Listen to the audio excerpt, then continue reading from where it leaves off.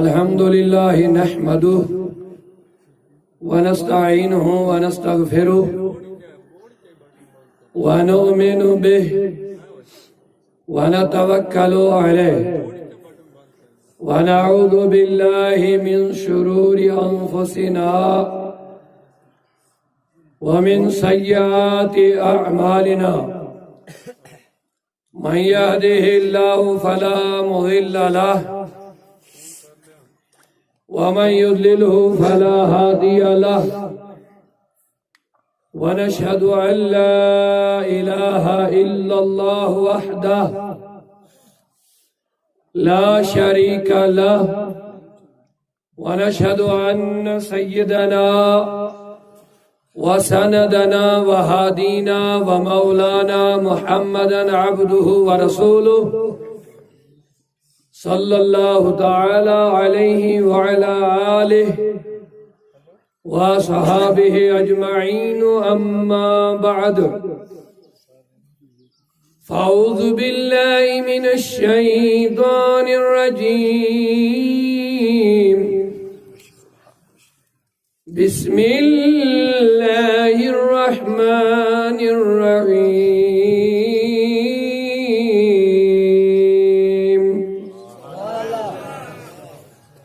ثم دنا فتدلى فكان قاب قوسين أو أدنى وقال تبارك وتعالى في شان حبيبه الكريم إن الله وملائكته يصلون على النبي يا أيها الذين آمنوا صلوا عليه وسلموا تسليما عقیدت و احترام کے ساتھ اپنے آقا کی بارگاہ میں درود شریف کا نذران عقیدت پیش فرمائیں بلند آواز سے اللہم صلی علی سیدنا محمد وعلی سیدنا محمد واصحاب سیدنا محمد وبارک صلاة وسلاما علیک یا رسول اللہ صلاة وسلاما حبيب الله وعلى آلك وأصحابك يا شفيعنا يوم الجزاء مولاي صل وسلم دائما أبدا على حبيبك خير الخلق كلهم محمد سيد الكونين والثقلين والفريقين من عرب ومن عجم هو الحبيب الذي ترجى شفاعته لكل حول من الأهوال مقتحم يا أكرم الخلق مالي من ألوذ به سواك عند غلول الحادث الأممي يا ربي بالمصطفى بلغ مقاصدنا واغفر لنا ما مضى يا واسع الكرم ثم الرضا عن أبي بكر وعن عمر ثم الرضا عن أبي بكر وعن عمر وعن علي وعن عثمان ذي الكرم مولاي صل من أبدا مولاي صل وسلم دائما أبدا على حبيبك خير الخلق كلهم مولاي صل وسلم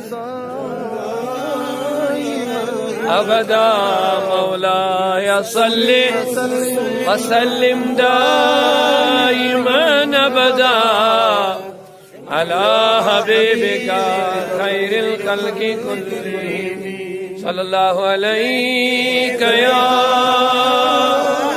رسول الله وسلم عليك يا حبيب الله. حقیقت میں وہ لطف زندگی پایا نہیں کرتے جو یاد مصطفیٰ سے دل کو بہلایا نہیں کرتے. صلی اللہ علیہ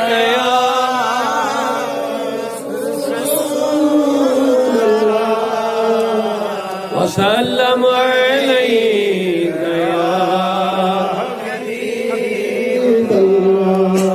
زباں پر شکوے رنجو علم لایا نہیں کرتے. سبحان اللہ. اللہ آپ کو جزائے خیر عطا کرے. جس نبی کی محبت میں آئے ہو اللہ اس کے قریب کرے. آپ جس گرمی میں بیٹھے ہو حضور کی محبت میں آپ برداشت کر رہے ہو. میرا یقین ہے آپ کو نبی پاک صلی اللہ علیہ وسلم کے صدقے قیامت میں عرش کا سایہ نصیب ہو. یہاں کی گرمی تو کچھ ہے ہی نہیں, اللہ ہی محافظ. لیکن جب مومن دنیا میں دین کے لیے تکلیف اٹھاتا ہے تو یہ تکلیف آخرت کی آسانی پیدا کرتا ہے, کیونکہ جنت کا راستہ ہی کٹھن ہے, جنت کا راستہ ہی تکلیف دہ ہے. جہنم کا راستہ آرام و آسائش اور لذت والا دنیاوی تو راستہ ہے, لیکن جو جنت کے راستے پہ چلتا ہے اس کو تکلیفوں کا سامنا کرنا ہی پڑتا ہے, تبھی جا کر کے اس کی آخرت اچھی ہو جاتی ہے. لیکن یہ بات بھی یاد رکھے دنیاوی آرام و آسائش مزے لذتیں عارضی ہے اور دنیاوی تکلیفیں بھی عارضی ہے. یہاں نہ کوئی آرام دائمی ہے نہ کوئی تکلیف دائمی ہے, دونوں چیزیں عارضی ہیں. اور خدا کرے کہ جب قیامت میں ہمیں آرام ملے تو وہ دائمی ہے. یہ چیز آپ ذہن میں لائیں. قرآن ہماری ہدایت کی کتاب ہے. اللہ کہتا ہے 50,000 سنہ, قیامت کا ایک دن دنیا کے 50,000 سال کے برابر ہے. قرآن ہے, اللہ کی کتاب ہے, نبی پاک کا فرمان ہے. میری طرف متوجہ ہو جائے آپ بچے, حضرت جناب آپ بیٹھ جائیے. تو دنیاوی 50,000 سال, اس مجلس میں مجھے نہیں لگ رہا کوئی 200 سال کا بزرگ ہوگا, 150 بھی مشکل ہے, بمشکل 100 کے اندر ہی سب لوگ ہیں. کہاں 100 سال, کہاں 50,000 سال.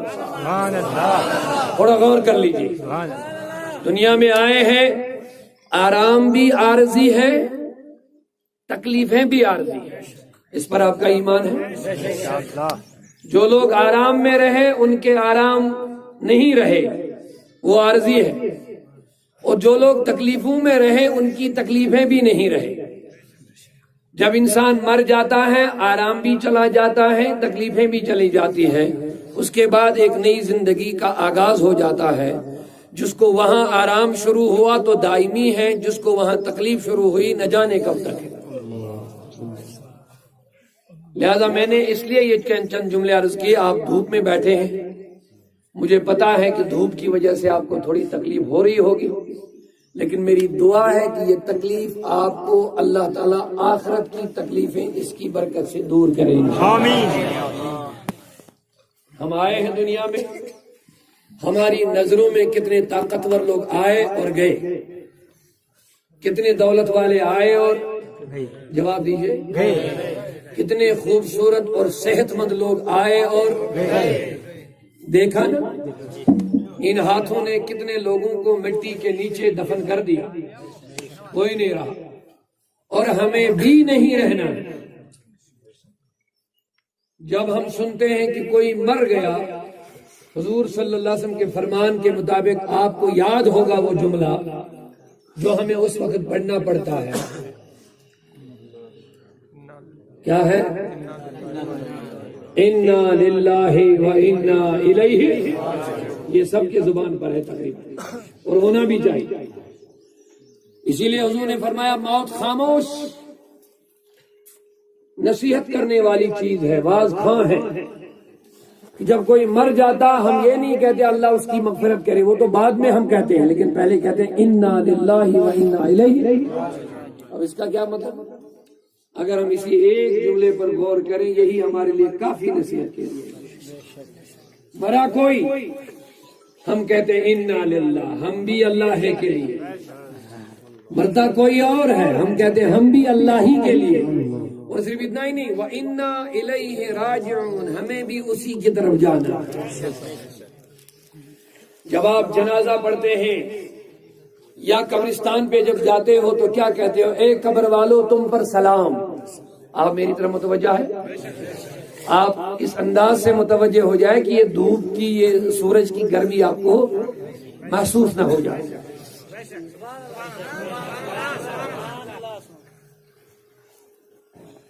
تو جب ہم قبرستان جاتے ہیں تو کیا کہتے ہیں؟ السلام علیکم یا اہل القبور، قبر والو تم پر سلام۔ اب آگے والا سنو، انتم لنا سلف ونحن لکم تبعون وإنا انشاء اللہ تعالی بکم لاحقون۔ اے قبر والو تم ہم سے پہلے گئے ہو، ہم تمہارے پیچھے پیچھے آنے والے ہیں۔ کہتے کہ نہیں کہتے؟ بولیے۔ اور جب ہم قبرستان میں میت کو دفناتے ہیں، دفنانے کے بعد حضور کی سنت کے مطابق اگر آپ کے پاس ٹائم ہے، موقع ہے، تو حکم ہے کہ کم از کم 3 مٹی کی مٹھی اس پر ڈالو۔ اتنا کافی ہے، باقی لوگ کام کریں گے اپنا، لیکن کم از کم اگر آپ کو جانا ہے 3 مٹھی مٹی کی ڈالو کم از کم، لیکن ایسے ہی نہیں ڈالنا، کچھ پڑھ کے بھی جانا۔ اصل ہم دین کی تعلیمات سے دور ہو رہے ہیں، جب دین کی تعلیمات سے دور ہوں گے تو گمراہ تو ہونا ہی ہونا، گمراہ تو ہونا ہی ہونا۔ جب دین سے دور رہیں گے، مسجدوں سے دور رہیں گے، علماء سے دور رہیں گے، مدرسوں سے دور رہیں گے، جو چیزیں ہماری زندگیوں کو سنوارنے والی ہوں گی ان سے دور رہیں گے، تو پھر تو گمراہی ہونی ہوگی۔ جب پاک نہیں تو ناپاک، جب اچھا نہیں کریں گے تو 2 ہی چیزیں ہیں، جب پاکی نہیں اختیار کریں گے تو ناپاکی، جب اچھائی اختیار نہیں کریں گے تو برائی، یہی 2 چیزیں ہیں۔ جب اچھی صحبت میں نہیں بیٹھیں گے تو بری صحبت میں جانا ہے۔ تو میں عرض کر رہا تھا 3 مٹھی ڈالنا ہے تو پڑھنا بھی ہے۔ پہلی مٹھی جب ڈالو گے تو مینہا خلقناکم، یہ پڑھنے والے کو خود کو تقواض کرنا ہے، نصیحت کرنا ہے خود کو۔ میت تو ڈال دی، اس کے لیے تو جنازہ پڑھ لیا۔ میں ان جوانوں سے گزارش کرنا چاہتا ہوں جو دور نزدیک سے آئے ہیں، لیکن صرف یہ یہاں جلسہ سن کے، تقریریں سن کے نہ جائیں، کچھ تبدیل ہو کر کے جائیں۔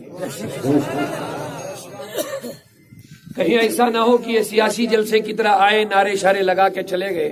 کچھ نہ کچھ لے کر کے جانا ہے یہاں سے، کچھ نہ کچھ تبدیلی اپنے اندر لانی ہے ضرور۔ پھر کیا مقصد ہے دینی جلسوں کا؟ پھر کیا مقصد ہے علماء کی مجلس میں بیٹھنے کا؟ جب آپ یہاں سے بھی خالی جاؤ گے تو مجھے لگ رہا ہے بدنصیب ہوں گے وہ لوگ جن کو یہاں سے بھی کچھ نہ ملے گا۔ مجھے عبد القادر جیلانی یاد آ رہے، ان کو جب ایک چور نے بازار میں اس کی قیمتی چادر کو نیچے سے پکڑا، اس ارادے سے پکڑا کہ میں کھینچ لوں گا، بھاگ جاؤں گا، مجھے کون پکڑے گا، لیکن بڑی قیمتی چادر تھی ان کے کندھے پر، اسے پاک کے کندھے پر۔ بازار میں بڑی بھیڑ باڑ تھی، انہوں نے سوچا میں بھاگ جاؤں گا، اتنی بھیڑ میں مجھے کون پکڑے گا، بیچارہ کوئی بے خبر رہا ہوگا، اس کو یہ مت پتا تھا کہ میں کس کی چادر پکڑ رہا ہوں۔ اللہ اکبر۔ جب چادر کو نیچے سے